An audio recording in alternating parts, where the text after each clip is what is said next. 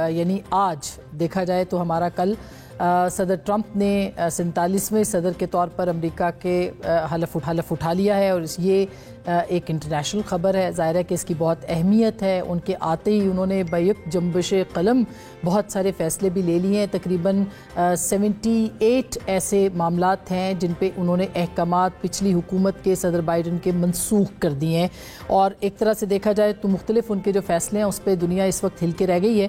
مثلاً 1600 افراد کو انہوں نے کیپٹل ہلز کے جو تھے ان کو انہوں نے معافی دے دی ہے۔ یہ تو ان کا ڈومیسٹک معاملہ تھا، ان میں سے بہت سارے لوگوں کی رہائی جو ہے وہ بہت جلدی متوقع ہے، لیکن اس کے ساتھ ساتھ انہوں نے جو میکسیکو کی سرحد ہے اس کے اوپر بھی قومی ایمرجنسی کا نفاذ کر دیا ہے۔ اسی طرح سے جو خلیج میکسیکو ہے اس کو خلیج امریکہ کا نام دینے کی بات کر رہے ہیں۔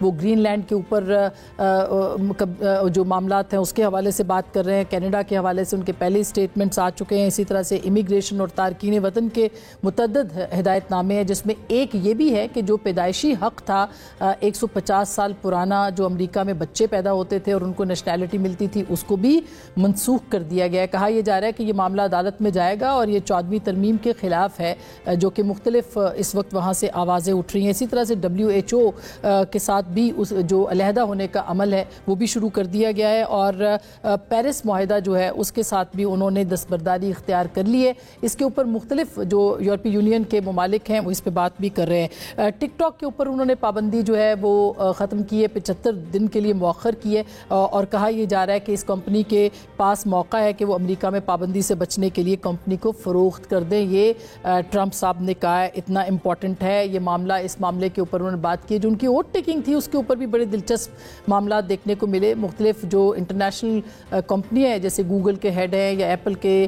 یا ایکس یعنی ٹویٹر کے ایلن مسک صاحب تو ان کے اپنے مشیر بھی ہیں، اسی طرح سے جو میٹا کے ہیں وہ بھی وہاں پہ موجود تھے، اور تمام جو دیکھا جائے تو سوشل میڈیا سے جڑی ہوئی تمام جو کمپنیاں ہیں وہ اس وقت ان کے ساتھ الائنڈ ہو چکی ہیں۔ البتہ جو روایتی میڈیا ہے امریکہ کا وہ تھوڑی ریزنٹمنٹ کر رہا ہے، اور اس کے اندر مختلف اخبارات جو کہ پرانے اخبارات ہیں انہوں نے اپنی جو ایک طرح سے ریزنٹمنٹ ہے، مزاحمت ہے، وہ شو کی ہے۔ مثلا واشنگٹن پوسٹ نے ایڈیٹوریل لکھا ہے اور انہوں نے کہا ہے کہ انتظامیہ کی طرف سے پیدائشی شہریت کو ختم کرنے کی کوشش کی جائے گی، اور ان کی جو حکومت ہے ان کو ملک سے لوگوں کو یعنی نکالنے کا موقع یا اختیار مل جائے گا جو غیر قانونی طور پر امریکہ میں مقیم ہیں اور جن کے بچے امریکہ کے شہری ہیں۔ یہ کوشش 14ویں ترمیم جو ہے اس کے خلاف ہے۔ اسی طرح سے نیو یارک ٹائمز نے ایک بڑا اہم اداریہ لکھا ہے، وہ کہتے ہیں مسٹر ٹرمپ نہ صرف کانگریس بلکہ دیگر اہم آزاد اداروں جیسے عدالتوں،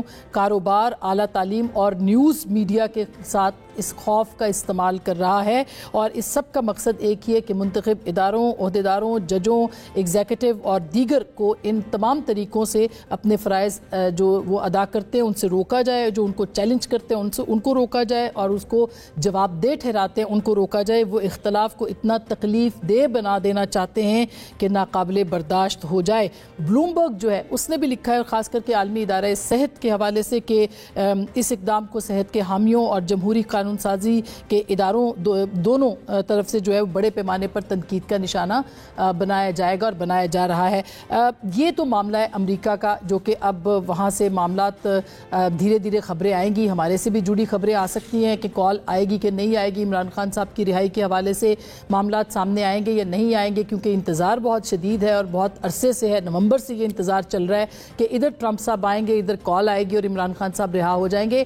کیا کوئی پریشر آئے گا کہ نہیں آئے گا؟ کل ہم نے ذکر کیا تھا ڈاکٹر نسیم اشرف کی کتاب کا، آج انہوں نے ہلکی سی تردید کی ہے۔ انہوں نے کہا میں نے یہ نہیں کہا کہ واش روم کے اندر ان کو جا کے چیف جسٹس صاحب جو تھے پاکستان کے اس وقت کے اور بل کلنٹن کے بیچ میں یہ معاملہ طے پایا تھا کہ پھانسی نواز شریف صاحب کو دی جائے گی یا نہیں دی جائے گی، البتہ ایک کانسنٹ جو تھی وہ وہاں پہ موجود تھی، اور انہوں نے آج اس کی کلیریفیکیشن بہرحال کی ہے۔ اچھا، اب ایک طرف یہ معاملات چل رہے ہیں اور دوسری طرف پاکستان کے اندر مذاکرات چل رہے ہیں، کمیشن بنے گا جو کہ بیرسٹر گوہر صاحب کہتے ہیں ورنہ مذاکرات نہیں ہوں گے۔ حکومت کے جو حکومتی کمیٹی ہے اس کا بہت اہم اجلاس آج ہوا تھا، उस इजलास के अंदर जो है वो कमीशन के हवाले से डिस्कशन हुई है, लेकिन अभी इसके ऊपर कोई फैसला नहीं हो पाया।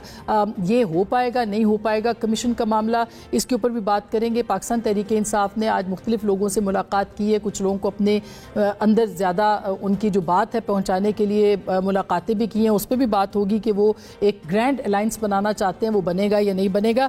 और इसके साथ साथ ये भी आपको बता दें कि जो अदलिया की महाजराई है वो भी अपने उरूज पर पहुंच चुकी है। एक ख़त मंसूर अली शाह साहब या अफरीदी साहब के नाम लिख चुके हैं और एक केस के मामले के अंदर जो एडिशनल रजिस्ट्रार हैं उनको भी OSD कर दिया गया है। शायद कुर्बानी का बकरा बनाया गया हो, लेकिन असल मामला ये है कि बेंच को मुकर्रर करने का इख्तियार जो है उसके हवाले से अब ये मामला के 26वीं तरमीम पे चला जाएगा। और ऐसे लगता है कि ये तनाज़ा अब इतना बढ़ जाएगा कि हुकूमत के लिए भी मुश्किलात पैदा हो सकती हैं। और हुकूमत के लिए यूँ भी मुश्किलात हैं कि जो नहरें निकालने का मामला है सिंध में से, उसके ऊपर भी पाकिस्तान पीपल्स पार्टी नाराज़ है। और आज उस मामले के ऊपर जो है वो शहरी रहमान साहिबा ने गुफ्तगू की, ये बहुत अहम मामला था।